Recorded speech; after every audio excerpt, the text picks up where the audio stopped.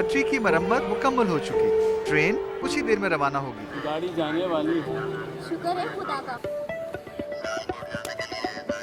सफर में हूँ पर खबरों से दूर नहीं, क्योंकि जानते रहना लाजमी है। तो अभी अपना फोन उठाइए और समा SMS न्यूज अलर्ट्स हासिल करने के लिए SA टाइप कीजिए और भेज दीजिए 8125 पर। समा SMS न्यूज अलर्ट्स, जानते रहना लाजमी है।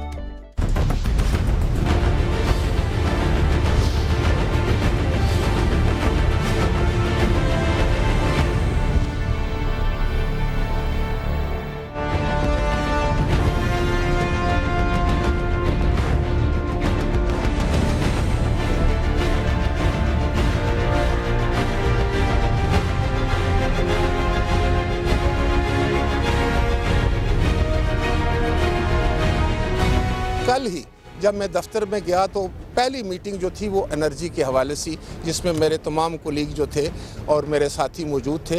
हमने सर जोड़ पर उस पर काम करना शुरू कर दिया है। 2010 में वादे किए कि जनाब हम ये लोड शेडिंग को दिसंबर में ख़त्म कर देंगे। 1 दिसंबर भी चला गया, कुछ नहीं हुआ। 2 दिसंबर भी चला गया, कुछ नहीं हुआ। मैं आपको यकीन दिलाना चाहता हूँ कि जितनी मेरे में कुव्वत है, जितनी मेरे में सलाहियत है, अगर मैं 100 मील की रफ्तार से भाग सकता हूं तो मैं 120 मील की रफ्तार से भागकर मसाइल का हल निकालने की कोशिश करूंगा। एक तो यकीनन बिजली का बहरान है, एनर्जी क्राइसिस है, और दूसरा कराची का लॉ एंड ऑर्डर। मैं आपको यकीन दिलाना चाहता हूं कि हम कोई कसर बाकी नहीं छोड़ेंगे। इंशाअल्लाह ताला हर मुमकिन इस पर कोशिश पाने के काबू पाने की कोशिश करेंगे। मुल्क की बका और इस्तेहकाम के लिए जमहूरियत और जमहूरी अमल के खिलाफ साजिशें बंद कर दी जाए। NRO वाला जो मसला है उस पे आप पूरी अपोजिशन एक जगह जमा हो जाए और मुझसे अकेले डिबेट करके अगर मुझे शिकस्त दे दे तो मैं सियासत से हमेशा के लिए अमेरिकी बहरी बेड़े पाकिस्तान की हुदूद में दाखिल हो चुके हैं। लिहाजा लड़ाई झगड़े की जरूरत के बजाय इस वक्त इत्तेहाद और यकजहती की अशद जरूरत है।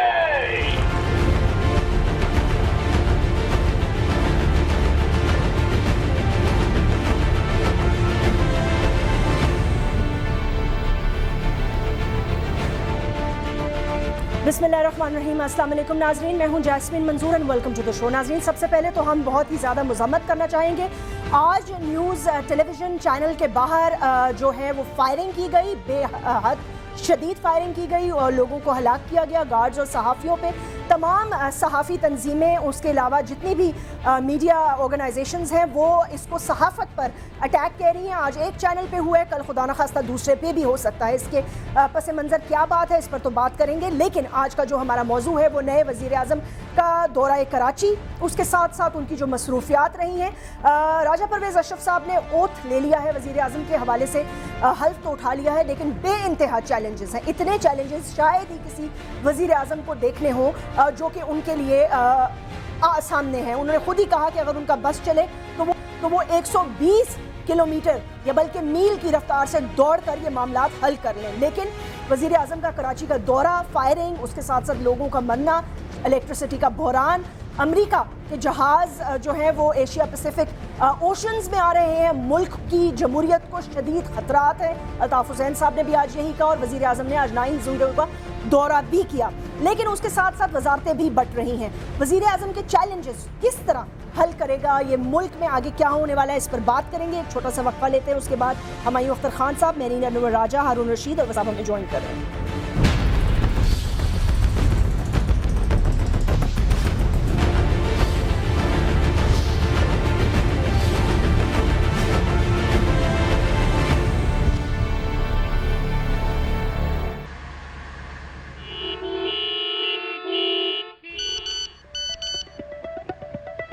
ड्राइवर, गाड़ी दूसरे रास्ते पर मोड़ लें, यहाँ से रैली निकलने वाली है।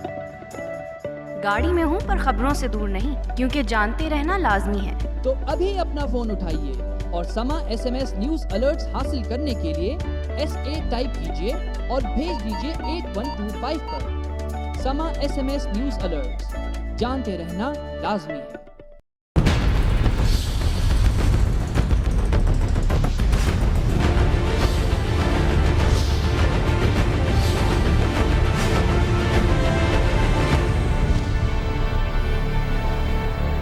वेलकम बैक नाजरीन, तारुफ कराती हूँ अपने मोहतरम गेस्ट से। आज वसीम अख्तर साहब हमें ज्वाइन कर रहे हैं, मेंबर नेशनल असेंबली के मुत्तहिदा कौमी मूवमेंट के एक अहम रुकन है, farmer home minister Humayun Akhtar Khan साहब सीनियर सियासतदान हैं, पाकिस्तान मुस्लिम लीग लाइक माइंडेड से आपका ताल्लुक है, फॉर्मर मिनिस्टर भी रह चुके हैं। मैनी राजा साहिबा पीपल्स पार्टी की एक अहम रुकन, फॉर्मर मिनिस्टर रह चुकी हैं। और हारून रशीद साहब सीनियर तज्ज़िया निगार हैं, बहुत ही सीनियर कॉलमनिस्ट भी हैं। बहुत बहुत शुक्रिया आप सब लोगों के आने का।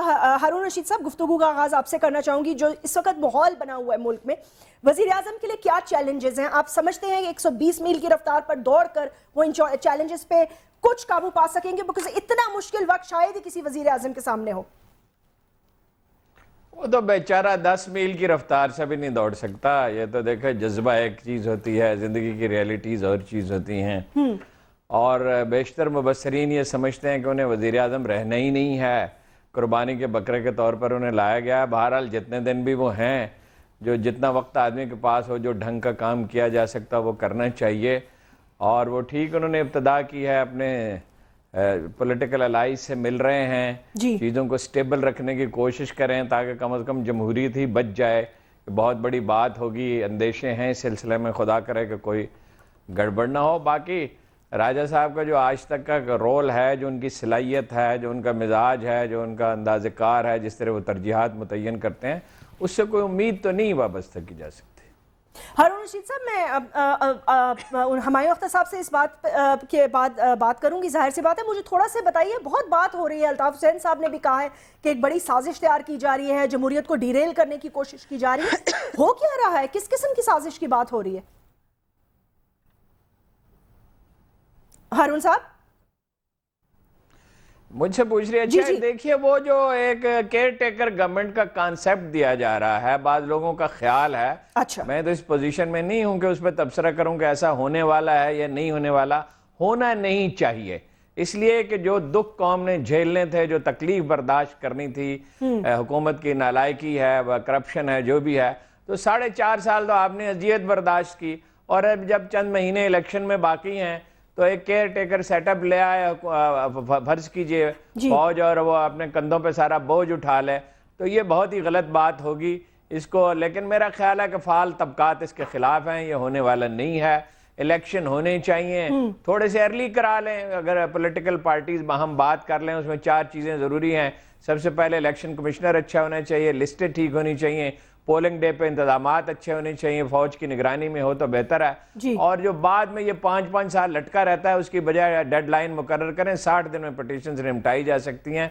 अगर अच्छे इलेक्शन हो जाएंगे तो इंशाल्लाह हम आगे चलेंगे। हुमायूं अख्तर खान साहब, ये तो तज्जिया था एक कि क्या क्या चैलेंजेस हैं और किस तरह आगे जाएंगे। जो बात हो रही है इस वक्त, केयर टेकर सेटअप की भी बात हो रही है, सदर ने, अल्ताफ हुसैन साहब ने, दीगर लोगों ने भी इसकी तरफ इशारा तो किया है कि जी जमहूरियत को डीरेल करने की कोशिश की जा रही है, शायद एक धक्का भी लगा दिया जाए, क्योंकि चैलेंजेस ही इतने शदीद हैं, इतने सख्त हैं वजीर आजम के आगे। आपकी पार्टी का क्या मौक़िफ़ है? आप किस तरह देखते हैं इस नए इलेक्शन को और इस सेटअप को? केयर टेकर्स तो आइन में सिर्फ अगर prime minister early election call करे या पार्लियामेंट की टर्म एक्सपायर हो जाए तभी आते हैं, और वो 90 दिन से ज़्यादा के लिए नहीं आते। और मुझे नहीं मालूम कि वो किस कानून और रवैये के तहत आप लंबी टर्म के केयर टेकर्स लाएंगे। और मैं बिल्कुल वसूख से कह सकता हूँ कि बड़े केयर टेकर जो टेक्नोक्रेट्स आए और गए हैं, जिसको इस्लामाबाद का, पाकिस्तान का पता ही नहीं है, वो बाहर से आके क्या करेगा इस मुल्क में। पहले भी बड़ी एक्सपेरिमेंट्स हो चुकी हैं, उससे हालात ज़्यादा ख़राब होते हैं। हमारी पार्टी का और जिसके हम एलाए हैं PMLN का बड़ा क्लियर व्यू ये है कि 4.5 साल बहुत लंबा टाइम होता है। तमाम सियासी पार्टियों को जमहूरियत अजीज़ होनी चाहिए, बशमूल जो कोalition पार्टीज़ हैं जो हुकूमत कर रही हैं। अब 4.5 साल का मौका उनको दिया गया है, अब वो एक साफ शफाफ इलेक्शंस का ऐलान करें।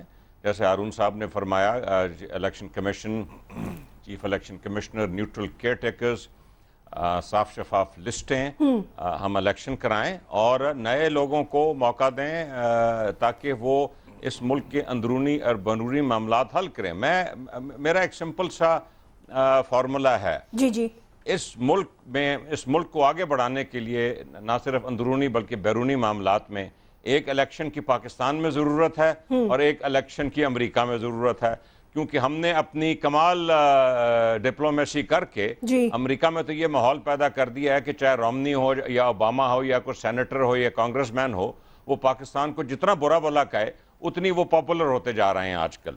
और पाकिस्तान ने सबसे ज़्यादा कुर्बानियाँ दी हैं और अपनी इकॉनमी बर्बाद कर ली और सारा कुछ दे दिया उनको, और फिर ये हालत है। ये तो हमारी डिप्लोमेसी की हालत है। इसलिए अमेरिका का इलेक्शन हो, पाकिस्तान का हो, और एक क्लीन स्लेट से नए लोग आके इस मुल्क में कोई बेहतरी लाएं, इस मुल्क के अंदरूनी हालात ठीक करें, इस मुल्क की आवाम के मसाइल दूर करें और इस मुल्क के बैरूनी हालात ठीक करें। वसीम अख्तर साहब, आप लोगों ने वोट किया है राजा परवेज़ अशरफ साहब के लिए, आप अपने एलाइज के साथ खड़े हुए हैं और आज वो 9-0 भी गए थे। अल्ताफ हुसैन साहब ने कल एक बहुत बड़ा जलसा किया जिसमें उन्होंने यूनिटी का जिक्र किया, जो पख्तून और हज़ारा के लोगों के हवाले से था, लेकिन उसके बावजूद आप देख रहे हैं कि शहर कराची के हालात काफ़ी ख़राब हैं। आपकी जो प्रायोरिटीज़ हैं वो क्या हैं? आज जो अल्ताफ हुसैन साहब ने 9-0 पे बातें की, दहशतगर्दी है, बिजली है, ये सब चीज़ें हैं, क्या समझते हैं आप ये हो पाएगा? बिकॉज मुझे तो ये लग रहा है कि अभी सिर्फ वजारतें बट रही हैं और सबसे ज़्यादा वजारतें हैरानी की बात है पाकिस्तान मुस्लिम लीग काफ वाले ले रहे हैं, जो कि इस वज़ीर आज़म को वोट नहीं डालना चाहते थे। जैस्मीन, देखें, जाहिर है हम अलाइज हैं और हमारे कोलिशन पार्टनर्स हैं, और जहाँ तक वज़ीर आज़म का ताल्लुक़ है वो अक्सरियत लेके पार्लियामेंट में से वज़ीर आज़म बने हैं जी, और उन्होंने 9-0 बजट किया। अल्ताफ़ भाई का घर है, वो एक महज़ब तरीका है, हमारे यहाँ कस्टम भी है कि वेलकम किया जाता है। इन मतलब कुछ भी कह लें आप, जिसके भी इख्तलाफात हैं अपनी जगह, मगर वो प्राइम मिनिस्टर तो हैं, तो हमने उनका भरपूर इस्तकबाल किया। और उनको जो माजी के, मैं हारून रशीद साहब से भी इत्तफाक करूँगा यहाँ, माजी के जो बैड गवर्नेंस या जो प्रॉब्लम, जो इशूज़ हैं, वो भी उनको गिनवाए। हमें भी पता है 4.5 साल कैसे गुजरे हैं। वही वाली बात है कि अब थोड़े से माह रह गए हैं, इंतजार कर लें। किस चीज का? आपकी पार्टी ने इलेक्शन का जिक्र किया ना। मैं वही बोल रहा हूँ, अल्ताफ भाई ने भी यही कहा कि जल्दी किस बात की है, 4.5 साल वेट कर लिया। हमने जो प्रायोरिटीज हैं वो भी उनके सामने रखी, क्राइसिस जो एनर्जी का है वो भी रखा, कि उसको मशवरे भी दिए। एक पहले मशवरे दिए जब बजट पेश किया गया, शैडो बजट हमने दिया। आज भी 9-0 पे अल्ताफ भाई ने भी बात की, राब्ता कमेटी ने भी बात की कि प्रायोरिटीज आप लोड शेडिंग को देखें, महंगाई को देखें, उसके बाद लॉ एंड ऑर्डर है, कराची में किलिंग्स हो रही हैं, इसको रोकें, जो भी कर रहा है उसको गिरफ्तार किया जाए, एक्शन लिया जाए, चाहे वो खुदा ना खास्ता हम में से भी हो। तो हमने तो इतना क्लियर मैसेज दिया है उनको। अब उन पे मुनहसर है, बॉल उनके कोर्ट में है कि माजी में जो भी गलतियां हुई हैं उनसे हुई हैं, उनकी और वजारतों में जो वजीरें उनसे हुई हैं, तो उनको ठीक करने की कोशिश करें। कैसे? ये 60 मिनिस्टर्स ये कोई रॉकेट साइंस नहीं है, रॉकेट साइंस नहीं है। अगर प्राइम मिनिस्टर चाहे तो ये मसले हल कर सकता है, अगर वो विल रखता है। अगर यस, तो आप जब आज मिले तो क्या विल नजर आई आपको? उनमें नजर आया कि वो कोशिश करेंगे, उन्होंने वादे किए, उन्होंने यकीन दहानी कराई, अल्ताफ भाई को भी, हमें भी, क्योंकि हम कंसर्न है कराची में। अगर खुदा ना खास्ता कोई भी मरता है तो वो कराचीआइट मरता है, पाकिस्तानी मरता है, मुसलमान मरता है, हमें भी दुख होता है, चाहे वो कोई भी जबान बोलता हो, हमें दुख होता है यास्मीन। क्यों? कि हमारा 85% मैंडेट भी है वहां। तो आप 85% की रिस्पॉन्सिबिलिटी भी उठा लें फिर।